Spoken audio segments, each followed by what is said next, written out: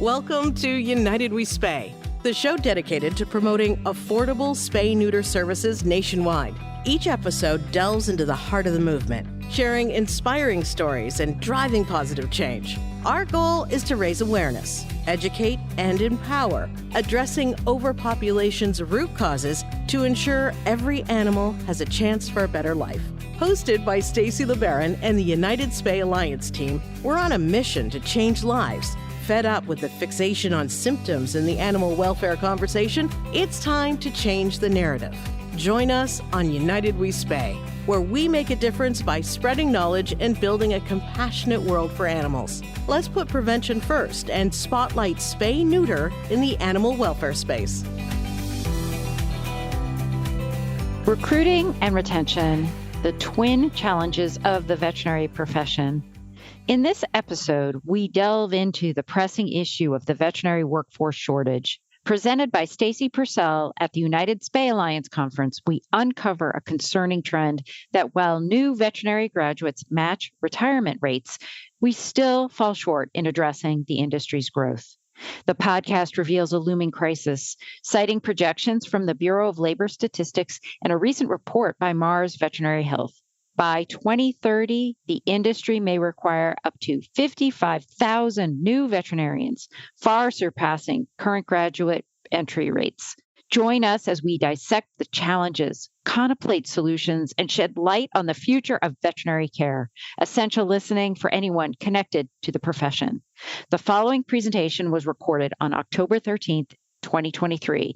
To learn more and register for our next 2024 United Spay Alliance Conference, visit www.communitycatspodcast.com. And now we are going to get going with our very first presentation of the weekend. So we have Stacy Pursell, who is the founder and CEO of the Vet Recruiter. She will be talking tonight about recruiting and retention, the twin challenges of the veterinary profession. Stacy is an internationally respected executive search consultant and recruiter based in the United States and ranked in the top 1% of search consultants worldwide. Considered the go-to expert in the animal health industry and veterinary profession for talent-centric solutions. Stacy's workforce expert, certified personnel consultant, and certified employee retention specialist. Stacy's the founder and CEO of the Vet Recruiter, an executive search and recruiting firm serving animal health industry and veterinary profession. Stacy has 25 plus years of executive search and recruiting experience in the animal health industry and veterinary profession and has placed more professionals in positions in the animal health industry and veterinary profession in the United States than any other recruiter. She was the first recruiter to focus exclusively on animal health and veterinary medicine. All right, Stacy, I'm going to turn the slides over to you. Okay, well, Stacy, thank you so much for inviting me here, and I'm so excited to be with all of you here tonight on this Friday evening. So who am I and why am I here? Well, Stacy, thank you for that very kind introduction. My journey started back when I was in college attending Oklahoma State University, and I was a journalism student writing for the school newspaper, and OSU was hiring a new president for the school, and the editor of the newspaper sent me to interview the head of the search committee about the process for OSU to find a new president. And what I learned that day fascinated me and set the course for my career and my journey in executive search. So tonight I get to be here with you and talk about two things that I'm most passionate about, and that's the veterinary profession and then recruiting, hiring, and then also retention. So I'd like to begin tonight's presentation by addressing the fact that all recruiting and retention efforts in the veterinary profession start with the current shortage of veterinarians. And that's because the shortage is making it more difficult to hire veterinarians, and it's also making it more difficult to retain them. And that applies to other veterinary positions as well, not just veterinarians. So although I'll be talking a lot about veterinarians, this can also apply to hiring other staff members and team members as well. So there are two main reasons why the shortage is making it more difficult to hire and retain veterinarians. So when I recently checked, there were about 4,500 open jobs for just veterinarians on the AVMA job board alone. And we know that not every single veterinarian job opening is posted on the AVMA site. So we know that there are at least 4,500, but probably as many as 5,000 or even more than 5,000 open veterinarian positions in the job market. And according to projections that I'll talk about here shortly, that number is expected to increase in the coming years. And second, stress and burnout are major problems within the veterinary profession. If there is a shortage of veterinarians, which I believe that there is, it means that employers are trying to do more with less, which means that existing veterinarians and staff are often overworked and under stress. And so I'd like to address the veterinarian shortage more in depth. According to the Bureau of Labor Statistics, or the BLS, veterinarian jobs, and they just updated this last month in September, so veterinarian jobs are projected to grow by 20% between 2022 and 2032. So we're already a year into this decade because it's 2023. So keep in mind that these are veterinarian jobs. Technician and assistant jobs and other jobs within the profession are not included in these numbers. So the BLS is projecting 5,000 job openings for veterinarians each year on average over the decade, with approximately 1,800 of those representing brand new positions. So if the veterinary profession is adding nearly 1,800 brand new positions every year, you can see how the veterinarian shortage is going to get worse over time unless there is some kind of a black swan or unusual event that we're not expecting. So you might be wondering if there are enough veterinarian graduates entering the workforce to keep up with their retirements. And according to the latest numbers from the AVMA, there are approximately 124,000 veterinarians in the U.S. and about 78,000, a little bit more than 78,000, are working in clinical practice. And then in a 2022 article, Today's Veterinary Business stated that approximately 2,000 people retire from the veterinary profession every year, and that's veterinarians. And according to data from the American Association of Veterinary Medical Colleges, about 3,000 veterinary students graduated in 2020. So yes, in fact, new graduates are keeping up with retirements. There are about 1,000 more veterinary graduates entering the workforce as there are retirements. But the bad news is that they are not keeping up enough to help combat the shortage of veterinarians. And the reason why is because the profession has been growing in recent years. And then according to the BLS numbers, it's projected to grow even more in the future. So the big question is, how severe will the shortage be? And it seems as though it becomes greater with each passing year. So what does the future look like? Well, according to the latest report by Mars Veterinary Health, which was just released, up to 55,000 new veterinarians will be needed to meet projected demand by the year 2030. And at the current rate at which the graduates are entering the workforce, which I mentioned is 3,000 per year, this means there could be as many as 24,000 open jobs for veterinarians by the end of the decade. So now that brings us to our first polling question. So in this job market, what is the minimum salary that you think that I have seen a veterinarian accept during the past 2 years, including new graduates and those that are still in veterinary school? Is it 80,000, 90,000, 100,000, or 110?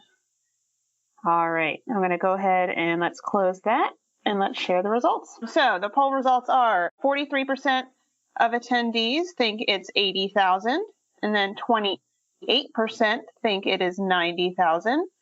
20% said 100,000, and then 9% said 110,000. Okay, well, the answer is C.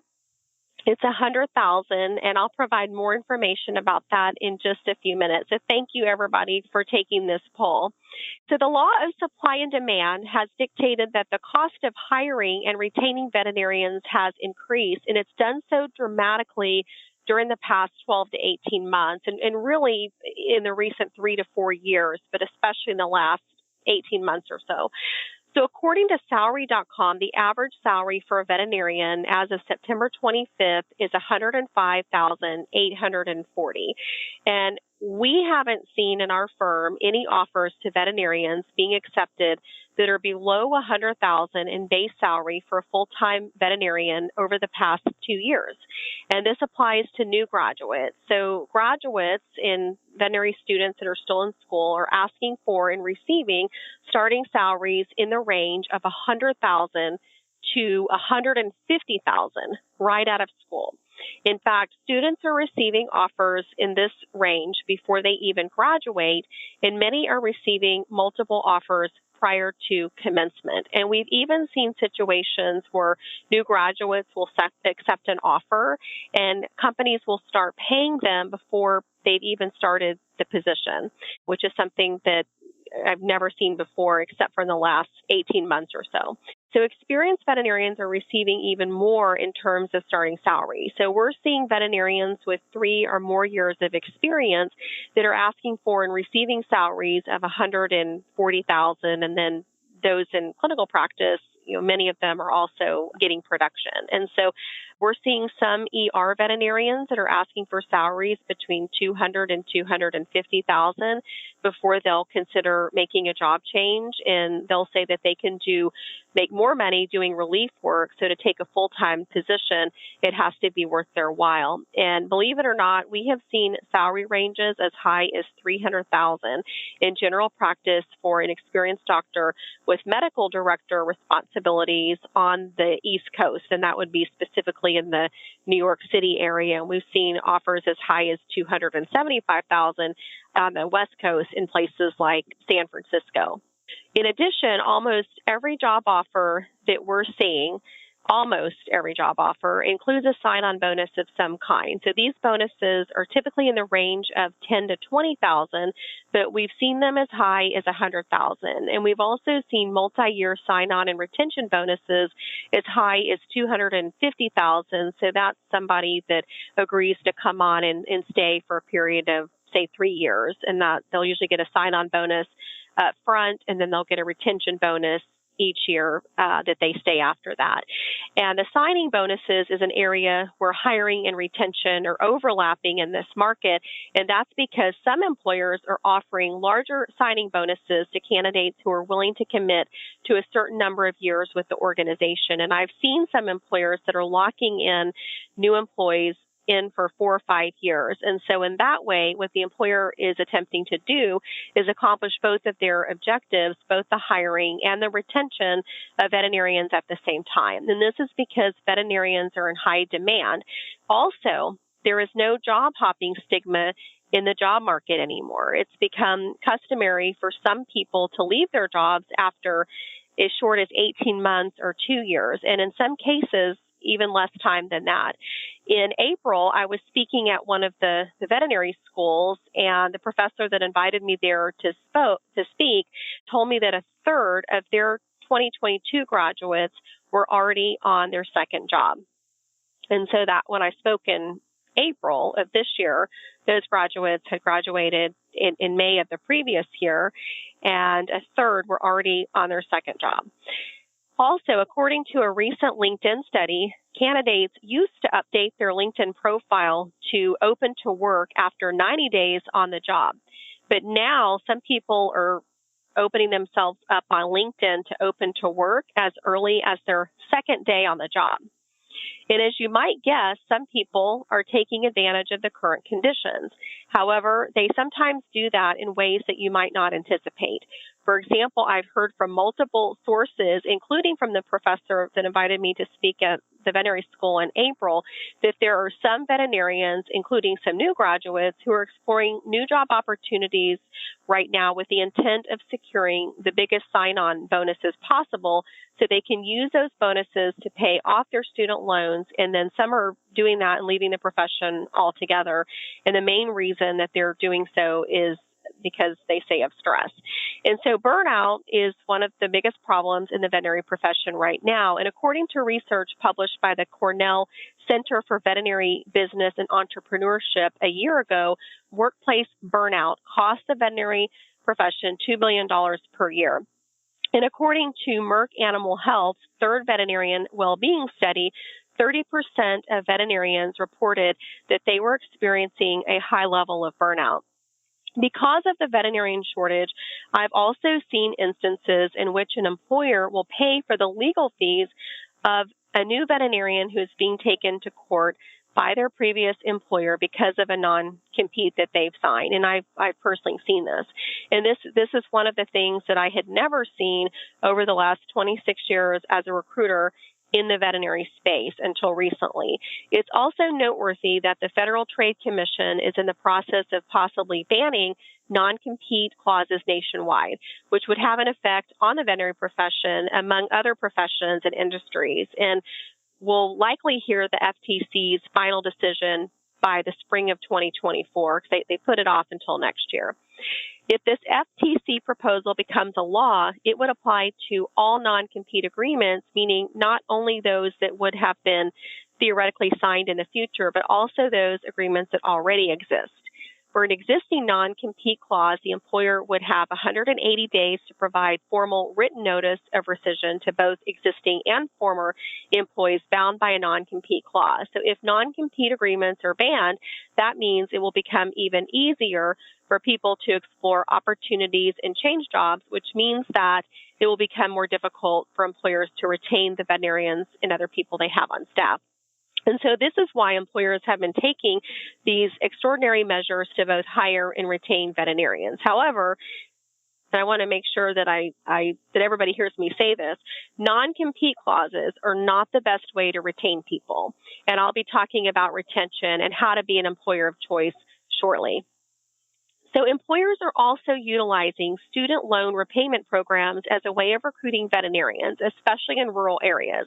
And this is a trend that has also continued in recent years, with many rural areas struggling to attract and retain veterinarians due to a lack of job opportunities, low salaries, and limited access to professional development resources. For example, the Veterinary Medicine Loan Repayment Program pays up to $25,000 a year toward qualified student loans of eligible veterinarians who work in areas designated by the federal government as having veterinary shortages.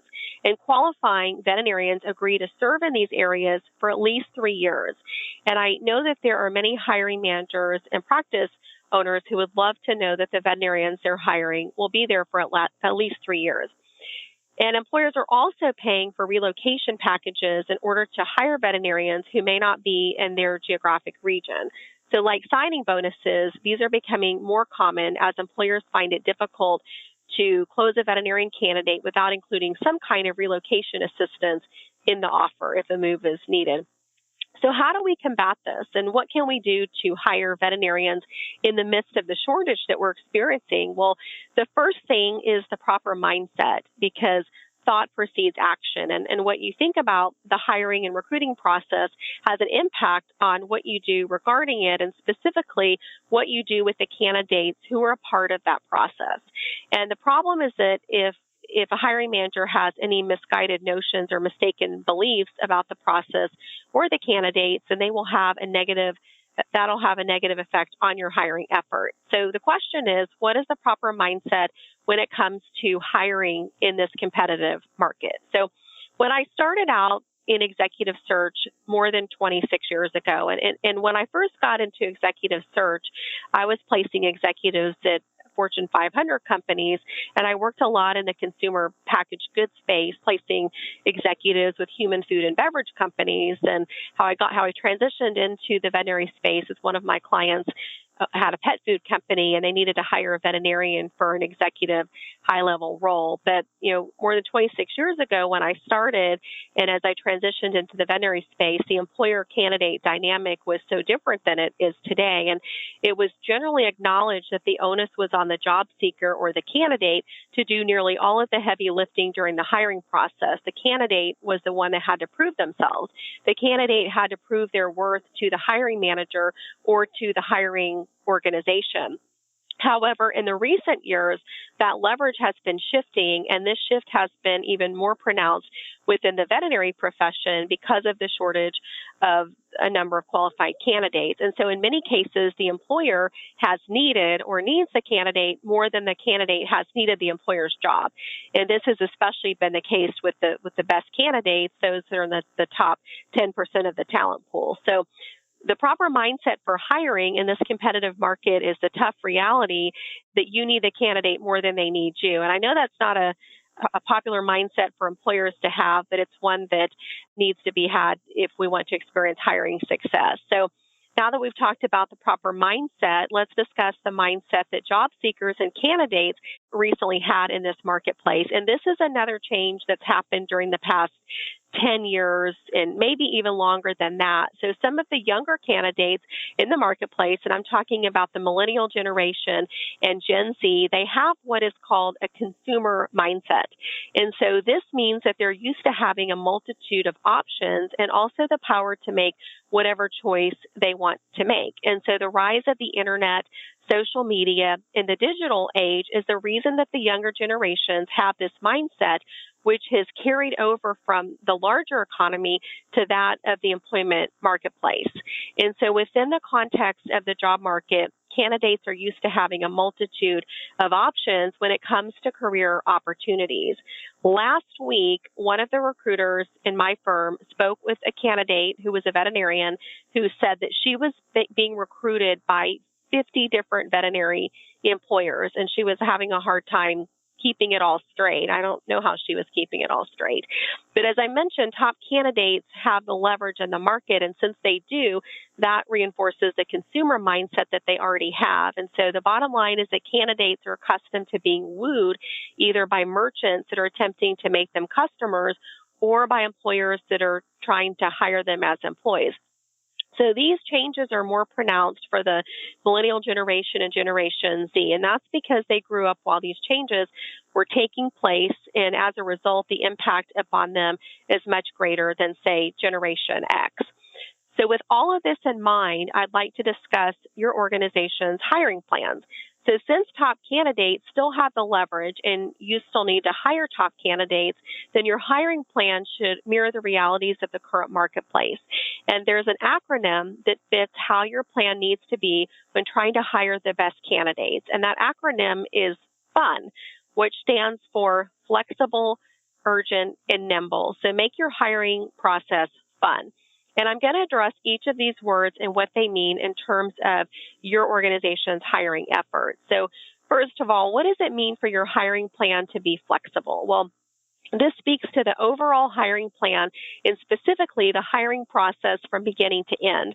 When you have an open position, you have an idea in your mind about how you would like things to go during the interviewing and hiring process. And more than likely, your idea of how you're expecting things to go may not happen in this market exactly as you had planned. So things may come up, some plans may fall through. And so it's important not to allow yourself to get frustrated or upset when the hiring process takes twists and turns that you're not anticipating.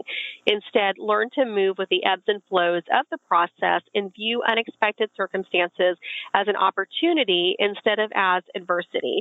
And that's one of the keys to, for some of the smaller organizations to being able to out-hire some larger organizations in the market if you can be more nimble with your process. So look at different situations and ask yourself, where do the opportunities lie? And smaller organizations can sometimes be more flexible and nimble than larger organizations that take longer to adapt. And then second, your hiring plan needs to be urgent. So in other words, you have to act with a sense of urgency. And there are two main reasons why you want to move with a sense of urgency. And the first reason is the same reason that you're attending today's presentation, because you're in competition with other employers for the top candidates in the marketplace. And then the second reason is something that I already addressed, and that's top candidates in the veterinary profession still have the leverage. And so this means that you can't take too long or drag your feet. If you've convinced a top candidate to enter your hiring process, the clock is ticking. And so you have to move quickly with a sense of urgency, or you could risk losing that candidate to another employer or simply to their current employer, because another option the candidate has is for them to just simply stay where they are now with their current employer. Also, you want to have the attitude that you're always hiring, or have the always hiring mentality. And even if you don't have an open position at the moment, you want to be proactive in your approach instead of reactive. So start looking before you need someone and be strategic. So how long should the hiring process last? Well, based upon my experience as a search consultant, the recommended time frame is between 2 and 4 weeks. And that might sound really fast, but it isn't. And I would even say that 2 to 4 weeks might be too long in this market. And a lot can happen between 2 and 4 weeks as you're going through the hiring process. And if that process takes any longer, then you're at risk for losing the candidate. So like I said, 2 to 4 weeks might even be too long for a process in this job market. And then finally, your hiring plan needs to be nimble. So what is the difference between being flexible and being nimble? Well, flexibility speaks to the process overall, which could last for several weeks, and then being nimble speaks to a certain point in time, which could be a few hours or even the length of a day. So the rule for being nimble during the hiring process is to do whatever needs to be done to hire the best candidate. So this could be conducting a video interview without much notice because that's when the candidate's available, or it could mean making an offer to a candidate who you've never met in person, which we started seeing a lot during COVID, and we've continued to see that. So since top candidates have the leverage, you're going to have to, hate to say this, but cater to them and interview when they want to interview. And there are two reasons why you want to strive to be nimble. And the first reason is what I just mentioned. You have to do whatever it takes to hire the best people. And then second, larger employers and organizations are less likely to be as nimble during the hiring process because of their procedures. It can take longer for them to react when things happen at the spur of the moment. And a lot can happen at the spur of the moment. So if you're ready to act and react when you need to by being both flexible and nimble during the hiring process, then you stand a much better chance of hiring the people that you're trying to hire. So I would now like to address the role of employer branding in company culture and hiring. So if you don't have your employer brand figured out as an organization or company, then you reduce the chances that you'll be able to hire the people that you're trying to hire. Because if you don't know what your organization is about and why somebody would want to work there, then how do you expect a candidate to know why they would want to work there? So this is where sometimes a smaller employer can fall behind when they're competing against a larger organization. And that's because there are larger organizations that already have a well-established employer brand. So when you're going to compete against some of those organizations, your employer brand must be articulated and then also communicated to candidates, because candidates need to know what your organization is about, what it stands for, and why they would want to work there. So what is employer branding? Well, it's essentially how an employer is perceived by job seekers and candidates within the marketplace. So a job seeker is somebody who is actively looking for a position, and a candidate is somebody who was recruited. They weren't looking, but they're being recruited. And the rule of thumb is this: that everything that an organization does and does not do brands itself in one way or another. So you might have already guessed you can brand yourself in one of two ways, either in a positive fashion or a negative one. And if you're not aware of employer branding and you don't know what's involved with it, then you may not be aware of how your organization is branding itself in the marketplace. So, some companies think they might have a positive brand when in reality they may not have the brand that they think they have. And a negative employer brand can negatively affect your hiring efforts. So if candidates and then also your current employees don't know why they would work for you or why they do work at your organization and why it matters, then your employer brand won't be strong and they won't be as engaged. And this is known as the power of why, which is taken from a TED Talk by Simon Sinek, who explains that the secret ingredient to success is knowing the motivation behind actions. So instead of thinking about what you do or how you do it, focus on why you do it. So, for example, for a for-profit company, making a profit should not be their why, but it's the result of their why. So why do you do what you do? Or to put it another way, why does your organization exist?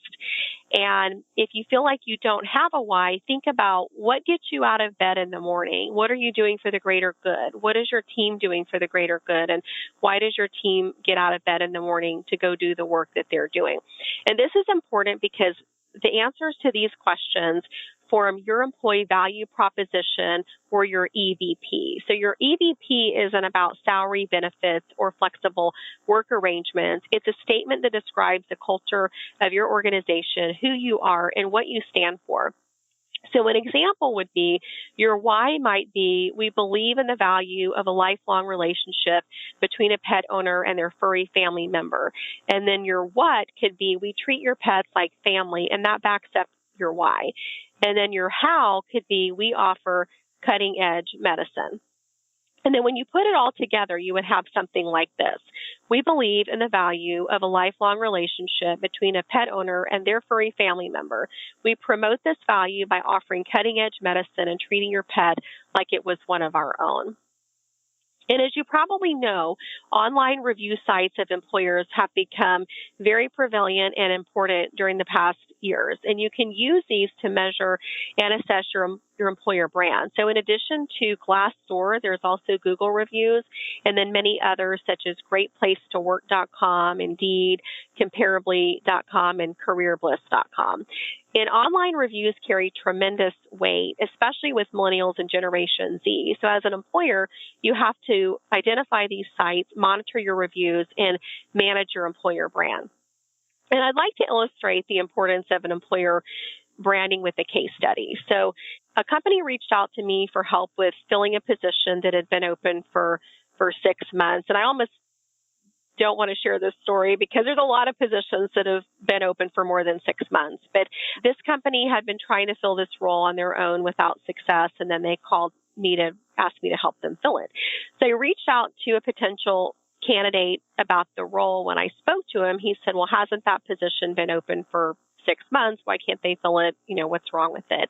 And so the problem was his perception, and then perception is the foundation of branding. In short, he believed that there must be something wrong with the position or the employer or both, since the position had been open for 6 months. So despite the fact that he had never spoken with anybody at the organization, he had a negative perception and felt that there was some kind of an issue. And so that's why employer branding is so important, and why companies should work hard to figure out the employer brand and do what you can to combat any negative perception and negative branding.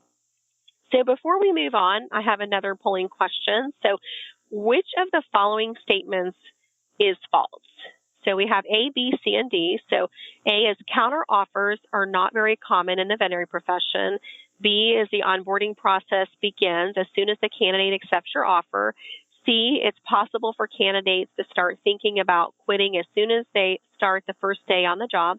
And then D is more than 40% of Gen Z workers are actively looking for a new job. So I'll give you a moment to pick your selection. Let's share those results. All right. So which of the following statements is false? 50% said quiet quitting is no longer a thing. 24% said that the onboarding process begins as soon as the offer is accepted. 11% said candidates may start thinking of quitting on their first day. And 16% said at least 40% of Gen Z are actively looking for a new job.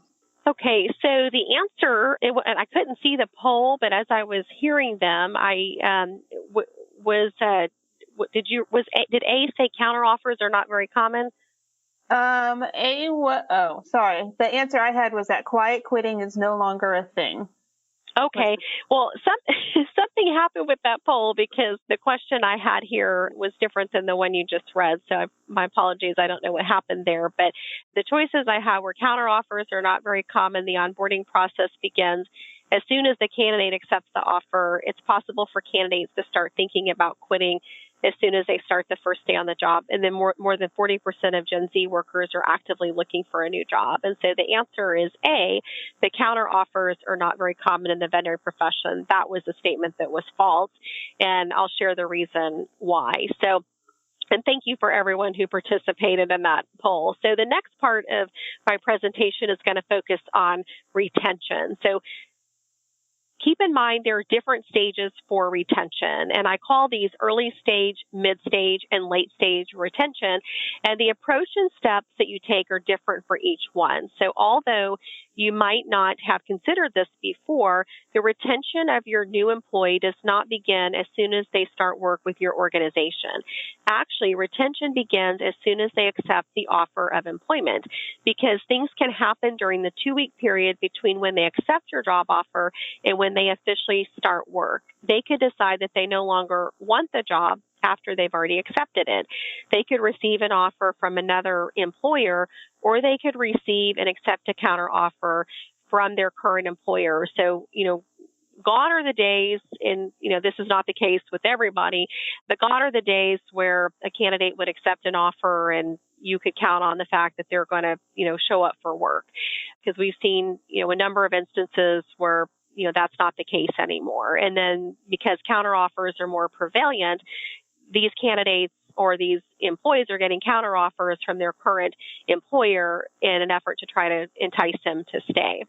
And then speaking of which, while counteroffers have always existed, they've never been used with as much frequency as a tool for retaining veterinarians as they are right now. And so I call this a late-stage retention effort because the employee has already given their notice, so they're nearly out the door.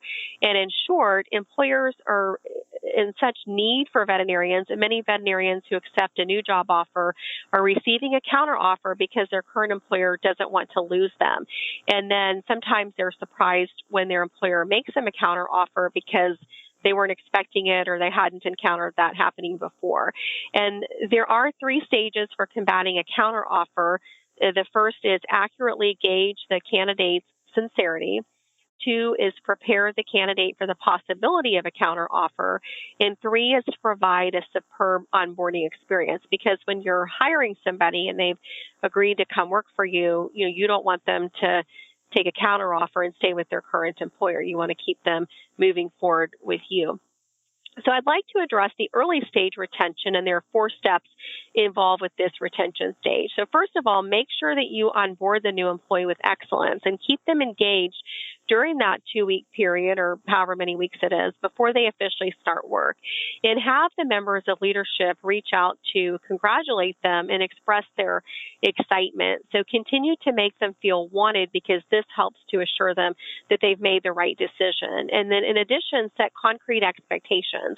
During the hiring process, the candidate wanted to know where they stood in the process and what the next steps of the process were going to be. And it's the same after they hire them. They want to know where they fit within your company and where they are within the process. So be clear with them as far as what the steps are during the onboarding process, and where they go from here. So basically, they're wanting the answers to 2 questions: where am I and where am I going? So knowing the answer to those questions gives them a sense of security, and that's how you want your new employees to feel. So I always say it's better to over communicate. Don't under communicate, and don't communicate the right amount. It's best to over communicate with them. And then the second step in early stage retention is to make sure that their experience as a new employee matches their expectations when they were a job candidate. And this is called the validation of experience.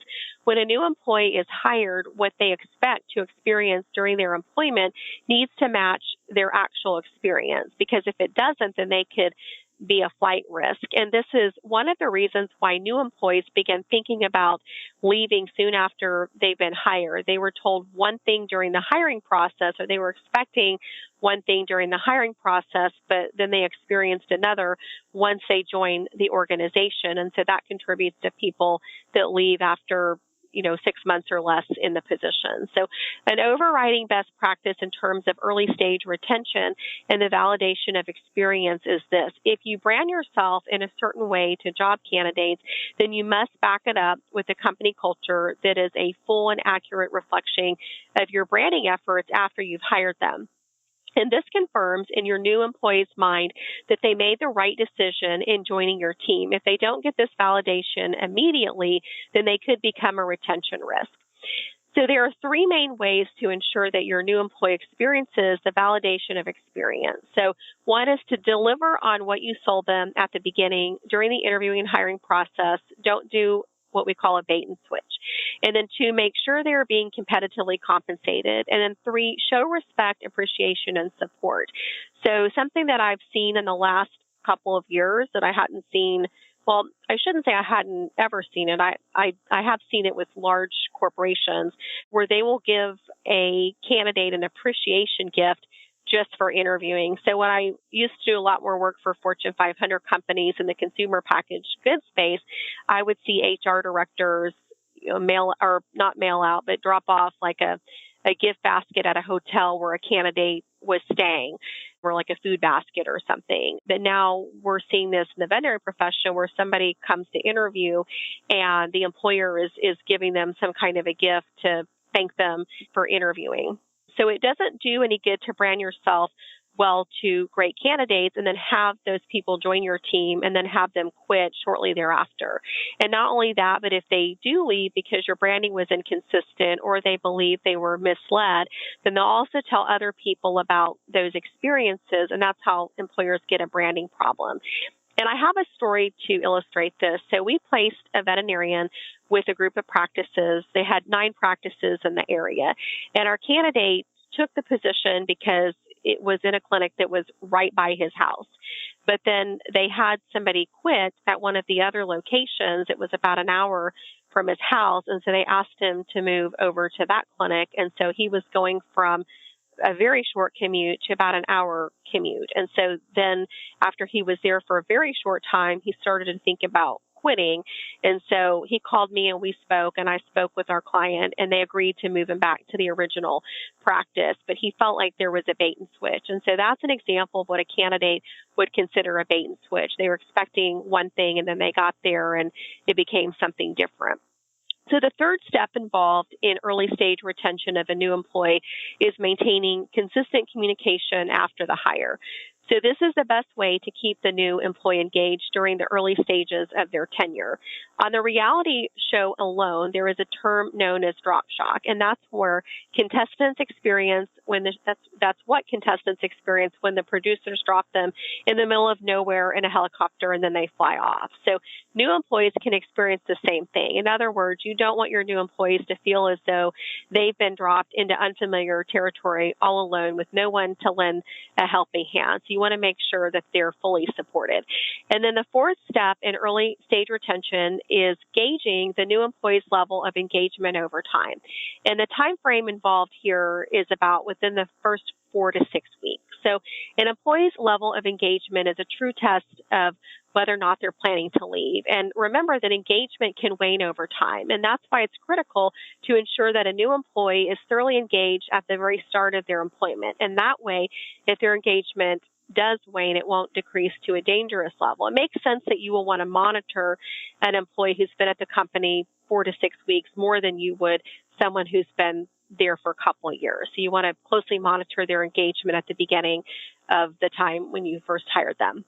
And so I've discussed early stage retention, and then I've alluded to late stage retention efforts, mainly the counter offer. But before exploring late stage retention more fully, I'd like to address the area between the two, or the middle stage retention. So there are a couple of important reasons for this. So first, this is often the most neglected period during an employee's tenure at an organization. They get a lot of attention at the beginning of their employment, and then they get attention at the end of their employment once they're resigning. But once they've been successfully onboarded and the employer doesn't think they're a flight risk, they might not be receiving as much attention. And so the second reason this stage is so important is because it's difficult to pinpoint how long it will last. It can vary from situation to situation, person to person. So this is like trying to predict exactly when somebody is going to quit. And usually people or company officials don't know that an employee is thinking about quitting until they actually do quit. And so there are many things that you can do during the middle stage of retention. And the good news is that some of them don't cost a lot of money. And since that's the case, everyone should be doing these things. So the first thing is to show your employees that they're valued and appreciated. And the first part of this is verbal praise, both private and public, because an encouraging word or a pat on the back goes a long way, but recognizing someone in front of their peers or their coworkers is even better. And you can show how much you value them in more tangible ways, such as with a gift card or some other token of your appreciation. And then second, do what you can do to reduce their stress, because employees will take notice of your attempts to alleviate their stress so they can enjoy their jobs more and be more productive in the process. And then employees who aren't as stressed perform better, and they're less likely to look for another job. And I have an example of this from my work as a recruiter. So one of our clients had a pet owner who was trying to get his dog into their practice to be seen by the veterinarian, but the practice was booked solid for 2 weeks. So the client made a threat to the person on the phone and just said something that was really bad and caused the practice stress. And so the practice owner decided to close the hospital for the day because he noticed that this comment really upset people and the employees were under stress. So he said, let's have a wellness day. And so he paid everyone. They shut down the practice for a day. He brought in a food truck. They had food in the parking lot. Everybody brought their lawn chairs out. And that was a great way to cultivate loyalty with the employees and foster a great culture and also build a stellar employer brand. And then 3, treat your employees with respect. Employees want to feel as though they are respected in the workplace. And if they don't feel respected, then they're going to start looking for work elsewhere. And so that includes being respected by both their coworkers and also the members of management. And keep in mind that an employee will not want to stay with an organization if a coworker is disrespected, even if they are not disrespected. So disrespect should not be a part of a company culture. And then number 4, model and enforce accountability from the top down. So most employees don't mind being held accountable in the workplace. And this is especially true of those that are in the top 10% in their field. But people do mind when their colleagues or coworkers are getting away with things and they're not being held accountable for them, or if members of management are not being held accountable. So they'll view the workplace with negativity and start looking for an exit plan. And then 5, practice transparency as much as possible. So, everybody may not be able to know everything all the time. That's not practical, but people don't like to work for an organization that they believe is hiding information from them or has a hidden agenda. People don't like to be kept in the dark, and they start to form opinions of what is happening, and a lot of times those opinions are incorrect assumptions. So practice transparency as much as you can. And then number 6, offer more flexibility and other perks when you can. So one of the most sought after perks in the job market these days is working from home or remote work. And I know that in the veterinary profession, many employers, probably most employers, can't offer those perks, but especially the work from home or the remote. But that means you'll have to be more creative. So instead, offer maybe some schedule flexibility to some of your employees, or you could give them with additional paid time off since they probably can't work remote, or give them some kind of other schedule flexibility. And then 7 is to build trust. And this is the single most important key to retaining your employees is trust. And, trust sometimes is hard to come by, but if you do the things that are on this list and your employees trust you, then they will become more loyal to you and less likely to quit. And then that brings us to retention strategies that do cost money. And I'm not talking about a gift card here or there. Since qualified candidates are scarce, those candidates probably cost more money. And so if you already have a superstar, then retaining that person is going to probably cost more money in this market where we look at the law of supply and demand. So the first step is to research the salary ranges for the positions within your organization and then compare those ranges to what your employees are actually earning. So you want to try to keep your employees compensated at least to the level of what the rest of the industry is paying, because if you're underpaying your employees, then they're probably going to find out. And so recently, Paychex, an HR outsourcing company, did a survey that shed light on these current trends, and they found that 44% of Generation Z workers, those born between 1997 and 2012, are actively looking for a new job. 42% of those polled feel a 10% to 15% increase in salary would entice them to stay with their current employer. And then millennials, those born between 1981 and 1996, and Gen Z workers are more motivated by flexible working hours, mental health benefits, employee wellness benefits, and childcare benefits than they are by a pay increase. And so when asked about things that influence their employee loyalty, what would convince them to stay in their current job, the respondents said the following top factors. So they said a substantial pay raise, specifically a 10 to 15% increase. They said a stay or retention bonus, more paid time off, more flexible working hours, better access to health insurance.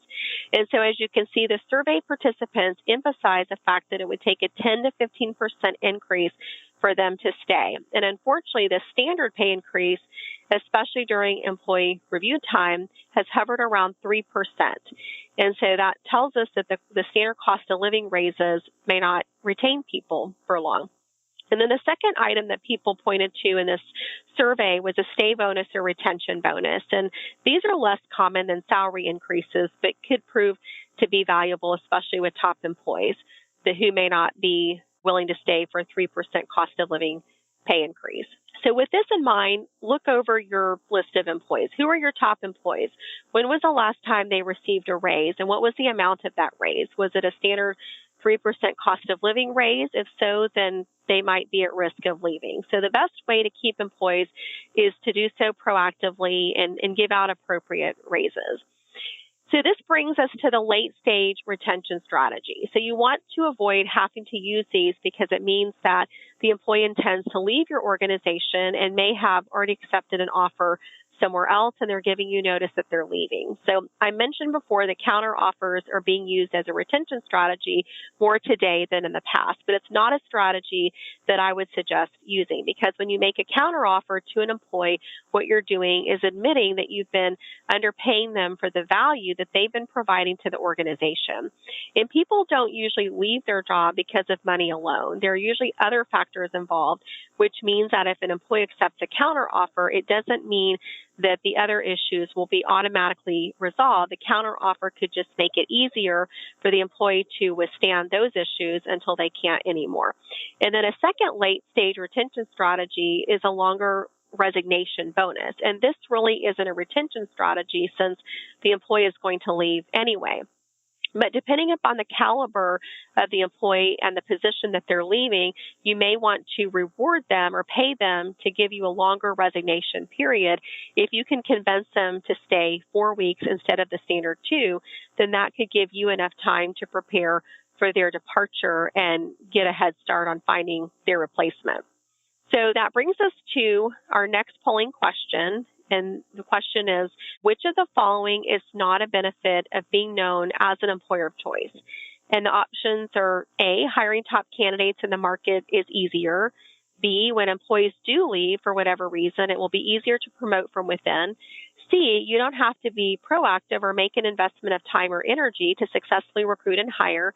And then D, you'll experience increased productivity and profitability across the board. So we'll give you a minute to cast your vote. And share those results. So which of the following is not a benefit of being known as an employer of choice? 0% said hiring top candidates in the marketplace is easier. 13% said it will be easier to promote from within. 81% said do not have to be proactive in successfully recruiting and hiring. And 6% said increased productivity and profitability across the board. Well, the answer is C. So no matter how positively you're viewed in this job market, you still have to be proactive and engage candidates. So it sounds like the majority of you voted for C. So thank you for everyone who voted. And as difficult as both hiring and retention are right now, there is something that can help an organization enjoy more success with both. And that's if the organization positions itself as an employer of choice. An employer of choice is an employer that offers a great workplace environment and company culture, and there are a number of benefits associated with being known as an employer of choice. Because hiring the top candidates in the marketplace is easier, retaining your best employees is easier, When employees do leave you, it will be easier to promote from within instead of hiring from outside. And then you have an advantage over your competition, including when it comes to recruiting and hiring top talent. And you'll have increased productivity and profitability across the board. So being known as an employer of choice leads to better hiring and more effective retention. So let's talk about how you can become an employer of choice and what the common characteristics look like for an employer of choice. So in terms of becoming an employer of choice, the first thing that you should do as an organization is to assess a number of benchmarks, including hiring success, turnover rate, and overall employee satisfaction. And ask yourself the following questions. Have all of the candidates that you've extended an offer to in the past 3 years accepted the offer? If they haven't, what's the percentage that turned the offer down? How many employees have quit working at your organization to pursue another opportunity during the past 3 years? And what are the reasons that those people left? Do you know? Do you do exit surveys with them? And if you don't, I recommend exit surveys. And then how do top candidates currently view your organization in the marketplace? And then how are candidates treated during the interview process? And how do you want your organization to be viewed? And the answers to these questions will help you assess how much of an employer of choice your organization is. Being the employer of choice revolves around giving candidates what they want. So you first have to know, what do candidates want? And there are two types of criteria for becoming an employer of choice, both the tangible and the intangible. And the tangible criteria involves everything that the employee does regarding their job, so their duties and responsibilities and the actual work that they do on a daily basis. And the intangible criteria is about company culture, the way that the employee interacts with their coworkers and their boss and other people in the company. And so to be considered a top employer by candidates, companies must offer challenging, forward-thinking work because people want to work for companies that are leaders and that are doing good work. So employers must also offer opportunities for training, development, and advancement because people want to work for a company that invests in them by helping them to acquire new skills so that they can stay at the top of their field. And people want to work for a company that has a clearly defined career path. And people are more likely to stay if they see an opportunity for personal growth and a career path going forward. So in terms of the intangible attributes, people are seeking a position that they consider to be personally satisfying and professionally meaningful. And so what does that mean? Well, personally satisfying encompasses things including the relationship that the employee has with their manager, the relationship that the employee has with their coworkers, and the sense of the accomplishments that they enjoy as a result of their jobs. They want to feel that they're having a sense of accomplishment. And then the recognition they feel from the company, their boss, and from the coworkers for the work that they're doing, and positive feelings they have due to the fact that they know that they're pursuing their passions. And then professionally meaningful encompasses things including whether or not the company's core values are in line with their own core values, and whether or not the company is socially conscious and gives back to the community, and whether or not the company stands for something more than just making money, and then whether or not the candidate or employee can envision staying at the company long term. And so you can also assess how much of an employer of choice your organization is by looking at the common characteristics of one. So according to balancecareers.com, there are 12 common characteristics of an employer of choice, and they all revolve around what these companies give to their employees, which include competitive salary and benefits, compelling mission statement and vision, job security, empowerment and authority, access to information, commitment, involvement, positive relationships with coworkers, better work-life balance, a performance culture, fairness, and recognition. And in the veterinary space specifically, I'll also add continuing education because that's something that's very important in this space. So the list that we just went through was what makes an employer of choice. So let's address the other end of the spectrum, the top reasons why a company or veterinary practice is not considered an employer of choice. And I know these because I speak with professionals on a daily basis, and this is a list of the top reasons that candidates have given to me personally for why an organization is not an employer of choice. So poor reputation in the marketplace, the compensation or the benefits are not competitive, they're unorganized, they don't have good systems in place, or how they were treated during the hiring process, lack of technology, for example, in a veterinary practice, no electronic medical records, or lack of mentorship opportunities. And this is very important for new graduates. A lack of continuing education or chance to learn new skills, or lack of growth opportunities. So if you're considered an employer of choice, more candidates will want to work for you, and then the people that you already have employed will want to stay with you. And so that's a win-win situation for everyone. And then the last word on the retention of employees is that what you focus on as an organization is what you can improve. So think about how much time, energy, and money your organization spends on recruiting and hiring, and then think about how much time, energy, and money that you're spending on the retention of your current employees. Would you say that it's about even between the two? And if I had to guess, I'd say probably not, because the average organization spends more on recruiting and hiring as opposed to efforts on retaining the employees that they do have. So the employers might have been able to get away with that in the past, especially during downtimes like the Great Recession, but not today. So the past couple years have shown organizations how deficient their retention strategies are, and some organizations really didn't have any retention strategy in the first place. So there is a 3-step process you can use to retain more of your employees, and this is based on everything I've presented today. So one is to recognize that your organization needs a formalized retention strategy. So this is not just a nice to have, but it's a very necessary need to have one. And then 2, commit to spending at least as much time and energy and effort retaining your current employees as you do hiring new ones. And then 3, use the tips and techniques in this presentation to help create your organization's retention strategy. Because if you don't pay enough attention to retention, then it's going to be really difficult to increase retention rates of your employees, and then that's going to put even more stress on your recruiting and hiring efforts.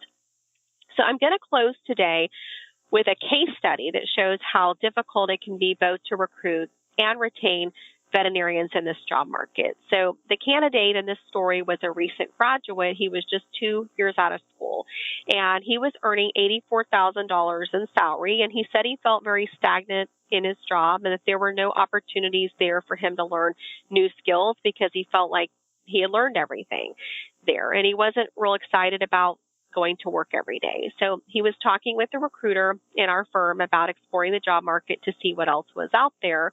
And one of our clients became very interested in him, and he went through the interview process. So our client offered him a job with a base salary of $150,000 and a sign-on bonus of $50,000, and that was a 79% increase in his base pay alone.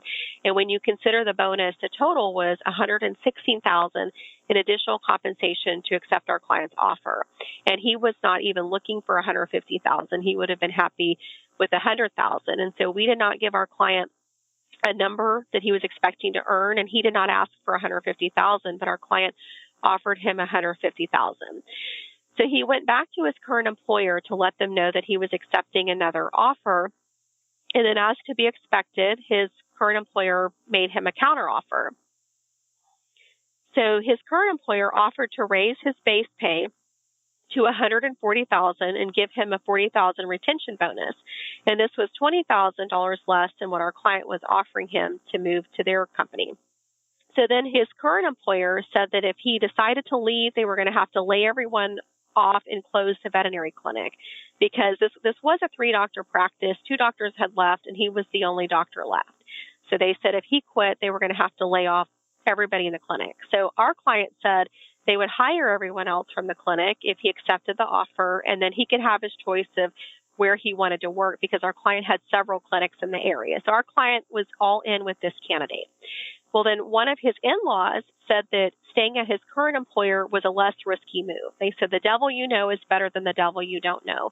So despite the fact it involved less money, he decided to accept a counteroffer and stay in a job that he said was stagnant, unfulfilling, and not challenging enough.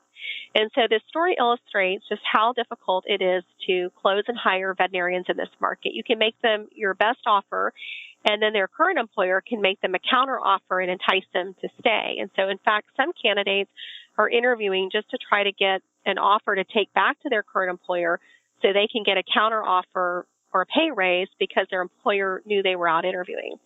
So you can see the different ways that veterinarians, some are using the leverage they have in the market. And so while some of them are genuinely exploring the job market, some are using offers to get counteroffers or a raise from their current employer. And then others, as I mentioned earlier, are using sign-on bonuses to pay off their student debt to leave the profession altogether. So the story illustrates why it's difficult to recruit, hire, and retain veterinarians right now, and why it's so important for your organization to do everything that you can to improve your efforts and your rate of success in both areas with hiring and retention. So that concludes my presentation. I put my contact information up here on the screen. I also have a newsletter if you want different career tips or hiring strategies that we send out once a month. And I'm also on the social media platforms like LinkedIn. So feel free to connect with me on any of these platforms. So again, I would like to thank the United Spay Alliance for inviting me to be here this evening with all of you. Wow. Incredible information. Just so much information. Stacy, I want to thank you so much for this session. And I see a couple questions out there. I have some questions. The timeline of 2 to 4 weeks for hiring just seems so fast when you're talking about a veterinarian, and they're so critical in our organization. You said 2 to 4 weeks. That is standard window of time from the first outreach to the close. Is that what you're saying? And that we see some that are faster than that, and we see some that are longer, but I would say that is about the standard. Believe it or not, we have had candidates get hired within 24 hours is the fastest that we've seen. I sent a candidate's resume on a Thursday. They were hired on a Friday, and then they resigned the following Monday. So because of I mentioned a candidate that had 50 different organizations trying to recruit this person. And here's what's happening too. I mean, we'll have a candidate that's really excited about a position with one of our client, and they're moving forward in that process. And then we'll talk to them the very next day, and they'll say, well, I just got a call from another recruiter, another organization offering me this other opportunity. So now I have to interview over there. So just the longer that you wait, the more risk that somebody else could be trying to hire that person. So yes, I'd say about 2 to 4 weeks is about standard, but we certainly see faster. We also see slower processes too. Do you normally see a scenario just one scenario that I have experience with is like there's like a Zoom call, then there is like a in-person or like a day in the clinic, or where you get to meet various people and actually participate and like do a day at the clinic just to see if it's a good fit. Do they do a day in the life, or, how do you decide whether this is the place for you? They typically do, and I highly recommend that they do a day in the clinic to make sure it's a good fit for everyone, and so you can assess their skills as well. So that is the most common approach. So usually they'll have a phone interview or a video interview, and then they'll have an in-person interview, and then they'll have a day at the clinic. And sometimes those two interviews can be combined. They could bypass a phone interview, jump onto a video interview, and do the in-person interview and the day at the clinic. That could be a combined part of the process. But I highly recommend they spend a day at the clinic to make sure it's a good fit. So we have a question here about the whole concept of being a nonprofit clinic, and how do we position ourselves in a way that's still attractive to veterinarians? Are we just still beholden to try and figure out our business model in such a way, to balance the dollars versus dollars?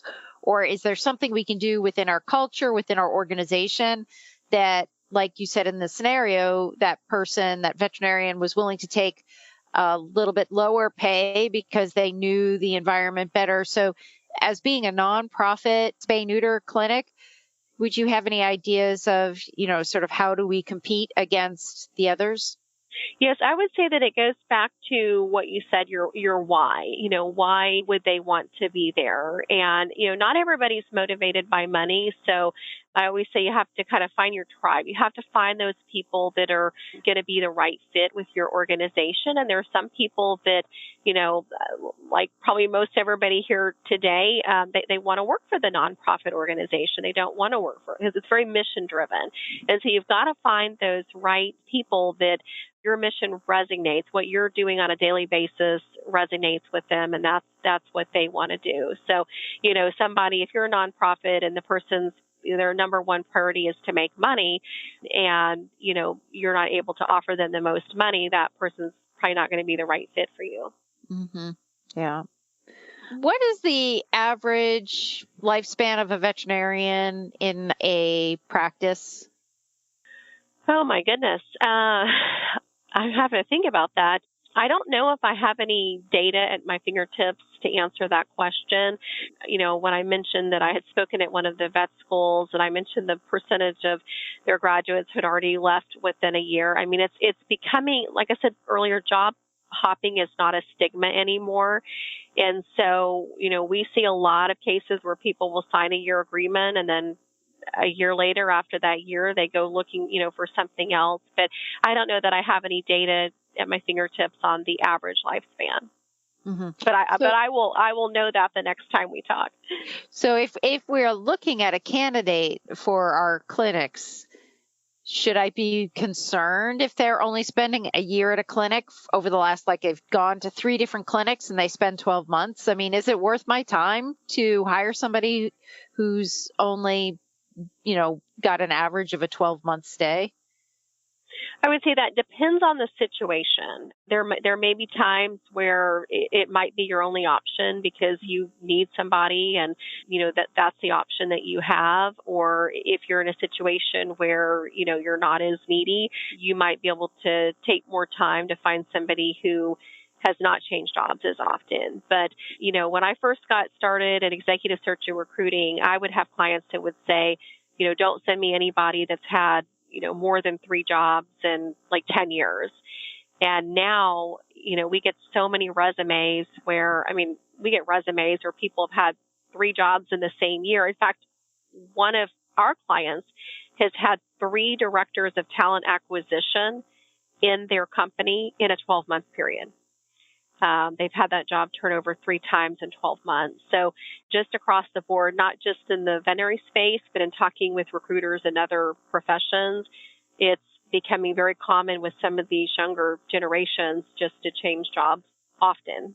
For those of us who aren't familiar with how the recruitment structure works, how is your team compensated? So we have a couple different ways. We work both on a contingency basis and also on a retained basis. So typically our higher level, like right now I'm looking for a president for an animal health company, and that's a retained search where they pay a third of the fee up front. They pay a third of the fee in the middle of the process when we're scheduling the face-to-face interviews, and then they pay the third part of the fee when the person is hired. So the retained search is a lot more common with the higher level executive positions. And then for placing veterinarians, we'll do both, but depending on what the client prefers, that most of our positions for veterinarians in clinical practice setting are on a contingency basis, where the client doesn't pay anything until the position is filled. So that way it's more of a shared risk where, we're investing our resources up front. And then if for whatever reason we can't find somebody, the client's not out any money. Some firms will charge the client up front, and then if they don't find anybody, then the client is still paid that investment. We prefer in the clinical practice side to do as much on the contingency side as possible because we don't want the client to pay unless we are able to find somebody that's a good fit. Mm-hmm. Yep. So we have a veterinarian out in the audience who's been 47 years in practice. And then we have another person reporting in 2 years on average is the length of stay with veterinarians at their clinic. So be honest, Stacy, have you ever had any veterinarians ask you about opportunities doing low cost, high volume spay neuter? Yes. So doing a specifically targeted search or, how do we promote that? How do we get that out there? Sort of how do you help us find the high volume, high quality spay neuter veterinarians and the opportunities. Is there a way to sort us out and have us in a sort of a different category or a different place, so that I find the waters are very muddy out there? It seems like, it's very hard for people to find their way and their direction. And is there a way for us to pull ourselves out and specialize in this high volume, high quality spay neuter space? So I have certainly placed veterinarians in high volume spay and neuter clinics. And, oftentimes when I do, that's where they've come from before. That's something they've done. Sometimes maybe they left that and they went into general practice and then they wanted to go back to that. So we've certainly placed those veterinarians. We try to, within our database, to segment veterinarians into, areas of the profession. So, ER, urgent care, specialty, nonprofits, spay and neuter. However, people, they change from one area to another sometimes. So you might have an ER vet that decides to do urgent care. You might have a GP that decides to do ER, or, you might have somebody become a specialist, or you might have somebody that worked for a nonprofit that went to GP, or went to GP that went to a nonprofit. So we do try to do that, but then, we try not to limit it that as well. So if we have a search in a certain area, like, for example, we're recruiting for an ER practice, we don't just call ER veterinarians. We'll also talk to the general practices to see, do you want to do ER? Because sometimes people change their mind and decide they want to get into another area. Right. Yep. So one of our attendees says here, Tennessee has openings for vets and spay neuter clinics, if you know anybody. And one other story I heard a couple of days ago was dairy or a farm animal veterinarian is now spaying and neutering cats because the demand and the needs are just so high in Northern California, where there's just no spay neuter going on for cats up there, or very limited. And so actually the agricultural veterinarians are on the side, or, 2 days a week when they're not going out and dealing with the farm animals, they're starting to do some spays and neuters of cats and trying to think. I had a veterinarian like that I placed. He was a large animal veterinarian, and just he got a little bit older, and the physical demands of working with large animals became too much. So he decided to transition, and now he's spaying and neutering small animals. Yeah, so that might be a trend. And we've also heard, retirees. We will all be hearing from Dr. Whedon during the conference this weekend, and he retired to Florida planning on playing golf. He's been there probably for 4 years, and he hasn't played a round of golf yet. And he's been too busy spaying and neutering cats. And so there is talk about accessing volunteer and, retired veterinarians to do a day a week or a couple of days a week and make some extra money. How do we find retired veterinarians? Well, sometimes, people have these visions of what retirement's going to look like, and then they get there and it's not what they expected. They get bored. And a lot of times as people contact me, they'll say, I've been retired for a year, a couple of years, and, I'd like to get back to work. And sometimes it's full-time, sometimes it's part-time. So I think just networking, asking your employees who they know, or, here's the question I like to ask people. I'll say, who's the best doctor you used to work with at ABC company? So not just asking them, who do you know right now, but who did you work with over there that you really enjoyed working with? So just, working your network and asking your employees, do you know any veterinarians that have retired that might want to come back, and just calling them and saying, would you like to come back, or even, part-time. Excellent. Oh, I saw one more question, I think, popping up here. It says there is a need on reservations for veterinary care, and it's very rewarding to give back. So yes, yep, I think there's a lot of specialty programs that go there. Livestock are mainly livestock vets, do dogs and cats too. They're wonderful in this rural area for vets now.